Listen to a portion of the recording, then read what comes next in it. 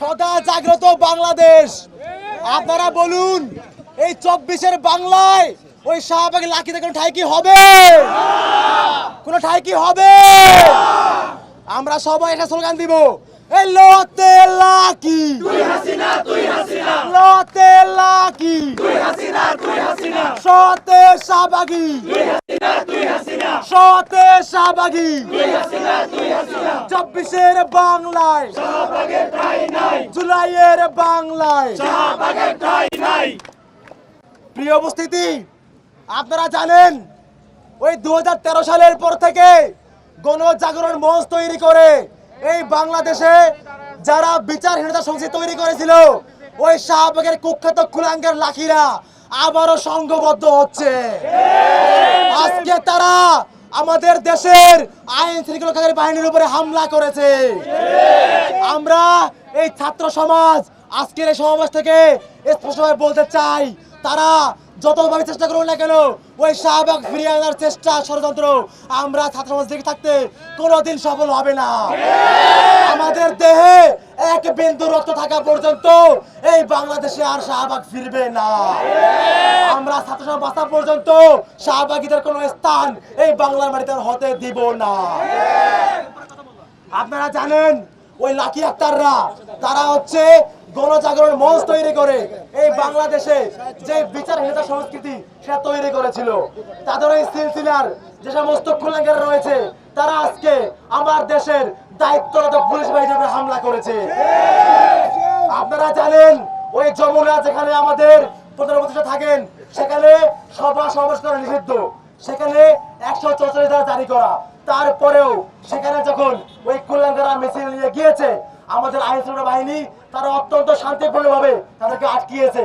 তাদেরকে বলেছে, আপনারা মিছিল করবেন না, যদি আপনাদের প্রয়োজন হয় আপনারা আপনাদের ছোট একটি প্রতিনিধি দল নিয়ে দেখা করে আসুন, তাও দয়া করে আপনারা বিশৃঙ্খলা করবেন না। এই কথা শোনার পরে ওই কুখ্যাত শাহবাগীরা আমাদের পুলিশ বাহিনীর উপরে বর্বরচিত হামলা চালিয়েছে। একজন রোজাদার ভাই পুলিশ যিনি রোজা রেখেছেন, সেই ভাইকে তারা পিটিয়ে অত্যন্ত মর্মাহত আহত করে দিয়েছে। এই বাংলাদেশে এই শাহবাগীদের উত্থান আমরা কোনোদিন মেনে নিব না। প্রিয় উপস্থিতি, আপনারা জানেন গত কয়েকদিনে যে দর্শনের মামলা হয়েছে,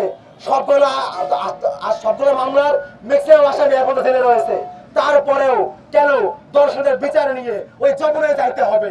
আমরা ঢাকা বিশ্ববিদ্যালয়ের শিক্ষার্থীরা সহ সারা বাংলাদেশের শিক্ষার্থীরা ঐক্যবদ্ধ ওই শাহবাগের বিরুদ্ধে। শাহবাগীদের উত্থান আমরা কখনোই ভালোভাবে নিব না। যদি ওরা আবার ফিরে আসার চেষ্টা করে, আমরা আবারও তাদের বিরুদ্ধে রুখে দাঁড়াবো। আমরা আজকের এই সমাবেশ থেকে দাবি জানাচ্ছি, অনতি বিলম্বে আজকের এই বর্বরচিত হামলা যারা জড়িত ছিল তাদেরকে বিচারের আওতায় আনতে হবে, এবং যে কুখ্যাত সন্ত্রাসী লাকি আক্তার আজকে ওখানে পুলিশ আমরা নেতৃত্ব দিয়েছে, তাকে অনতি বিলম্বে গ্রেফতার করতে হবে। আমরা দেখেছি বিএনপির সালাউদ্দিন কাদের চৌধুরী থেকে জামাতের আল্লামা দেলোয়ার হোসেন সাঈদী পর্যন্ত সবাইকে জুডিশিয়াল কিলিং এর এই মঞ্চ তৈরি করেছে এই শাহবাগীরা। আমরা এসব হত্যাকাণ্ডের বিচার চাই। যেসব হত্যাকাণ্ডের মাধ্যমে আইনাগর তৈরি করা হয়েছিল, সেই আইনাগরের বিচার চাই। আমরা 24 ঘন্টার মধ্যে এসব শাহবাগীদের গ্রেফতার দেখতে যাচ্ছি। যদি 24 ঘন্টার মধ্যে লাকিকে গ্রেফতার করা না হয়, তাহলে সারা বাংলাদেশ এসব শাহবাগের বিরুদ্ধে দাঁড়িয়ে যাবে। আমরা জানিয়ে দিতে চাই, তাদের নানি হাসিনাকে দিল্লিতে পালিয়ে যাওয়ার যেতে সুযোগ দেওয়া হয়েছিল, কিন্তু শাহবাগকে এই বাংলার মাটিতে বিচার না করে পালিয়ে যাওয়াতে দেওয়া হবে না, হবে না, হবে না।